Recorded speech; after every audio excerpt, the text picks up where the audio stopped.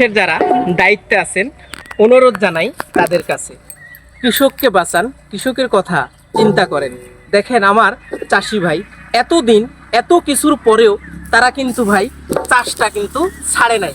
এই যে দেখেন কত সুন্দর পেঁয়াজের উৎপাদন করে ফেলছে উনি, অলরেডি ফলন ঘরে আসছে, কিন্তু আমার কৃষক ভাইয়ের মুখে কিন্তু হাসি নেই। হাসির জন্য যেটা আপনি করতে পারেন, যারা এই রাষ্ট্রের দায়িত্বে আছেন, যারা মোড়লগিরি করতেছেন, বহির্বিশ্বের পেঁয়াজ আমদানিটা বন্ধ করেন, কৃষকের হাতে একটু দামের ব্যবস্থা করে দেন। এই পেঁয়াজটা কৃষকের মুখে যদি শুনি, ওনার কিন্তু উৎপাদনে খরচ পড়ছে প্রায় 1000 টাকা প্রতি মন। এখন ওনাকে বাজারে বিক্রি করতে হচ্ছে 250 থেকে 300 টাকায়। উনি করবে কি এখন?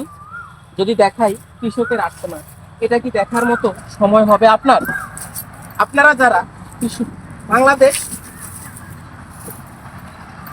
পররাষ্ট্র মন্ত্রণালয়ের সাথে আছেন, যারা কৃষি মন্ত্রণালয়ের সাথে আছেন, বড় বড় বলিটা না দিয়ে কৃষকের কথা একটু ভাবেন। বলি আমরা কৃষি প্রধান দেশ, কৃষক আমার মেরুদণ্ড, আসলেই কি কথায় শুধু লবডঙ্ক? এই যে দেখেন, আসসালামু আলাইকুম ভাই, পেঁয়াজের কাজ করতেছেন, এটা তো আপনি নিজেই উৎপাদন করছেন। এই পেঁয়াজটা প্রতি মন আপনার খেতে কি পরিমাণে খরচ করছে একটু আইডিয়া যদি দিতেন। বলা কঠিন, তারপরে প্রায় 800 থেকে 1000।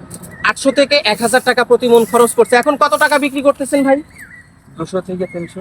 200 থেকে 300 টাকা বিক্রি করতেছে। তাহলে এই লস নিয়ে আমার কৃষক ভাই যাবে কোথায়? আপনার কাছে আকুল আবেদন, কৃষককে বাঁচান। কৃষকের মুখের হাসি যেন জগতের হাসি হয়। কৃষককে নিয়ে চিন্তা করবেন, এই কৃষককে পাশে রাখবেন, দেশ স্বাবলম্বী করবেন। পুনরায় যেন কৃষক এই ফসল করতে উদ্বুদ্ধ হয়, সে ব্যবস্থাটাই করবেন। এ প্রত্যাশাই আমার। ধন্যবাদ।